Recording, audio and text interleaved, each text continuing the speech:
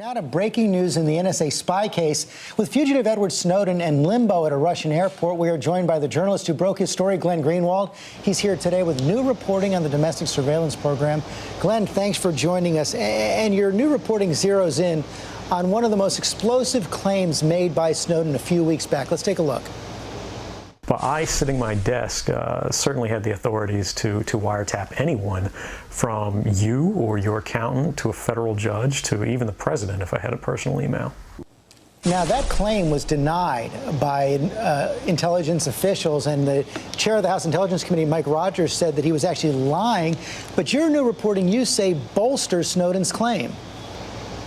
Right, George. One of the most amazing parts of this entire episode has been that top-level national security officials like James Clapper really did get caught red-handed lying to the American Congress, which everyone now acknowledges, about what the NSA is doing. And it's amazing that he not only hasn't been prosecuted, but still has his job. And what that does is it lets national security officials continue to lie to the public, which is what happened in that exchange you just referenced. The way that I know exactly what analysts have the capability to do when spying on Americans is that the story I've been working on for the last month that we're publishing this week very clearly sets forth what these programs are that NSA analysts, low-level ones, not just ones who work for the NSA, but private contractors like Mr. Snowden, are able to do. The NSA has trillions of telephone calls and emails in their databases that they've collected over the last several years. And what these programs are very simple screens, like the ones that supermarket clerks or shipping and receiving clerks use, where all an analyst has to do is enter an email address or an IP address, and it does two things. It searches that database and lets them listen to the calls or read the emails of everything that the NSA has stored, or look at the browsing histories or Google search terms that you've entered.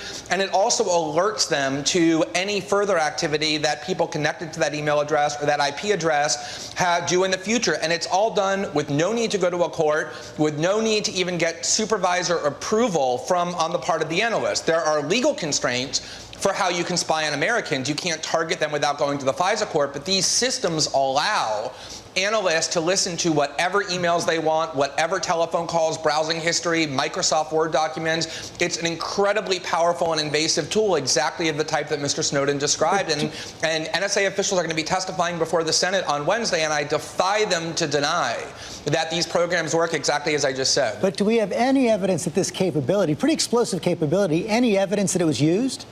Well, there's lots of evidence that there's been abuse on the part of the NSA. There was a report actually by your network, ABC News, and Brian Ross from several years ago, where NSA analysts, low-level ones, got caught eavesdropping on the telephone conversations between soldiers and their girlfriends who were stationed in Iraq and America. There have been reports in the New York Times that the NSA has wildly exceeded the scope of the legal limits that the law allows. There are all sorts of admissions, including this week in a letter to Senator Wyden by James Clapper, that the NSA has exceeded even the legal authority that it acknowledges it has, and they write it off to inadvertent keystrokes or technological confusion. The real issue here is that what the NSA does is done in complete secrecy. Nobody really monitors who they're eavesdropping on, and so the question of abuse is one that the Congress ought to be investigating much more aggressively. Finally, I know you've been in some contact with Edward Snowden, and it seems like he's prepared to stay in Russia for some time. Anything new on whether that will be possible and what Russia will decide? Well, I think that what has happened there is the United States is applying lots of pressure. It's probably at this point just pending and will pen for at least a few more days, maybe a couple of more weeks before he gets the papers he needs. But I think at this point he's actually happy that there's no news coming out of Russia, because that allows the focus to be where he wants it to be, which is on the revelations about what the NSA is doing, the incredible debate that took place in the House of Representatives this week, where liberals and conservatives joined together to oppose NSA abuses. And so I think he's content with having nothing happen, so that the focus isn't on him, but is on the substance of the revelations that he came forward to shine light on. Okay, Glenn Greenwald, thanks very much.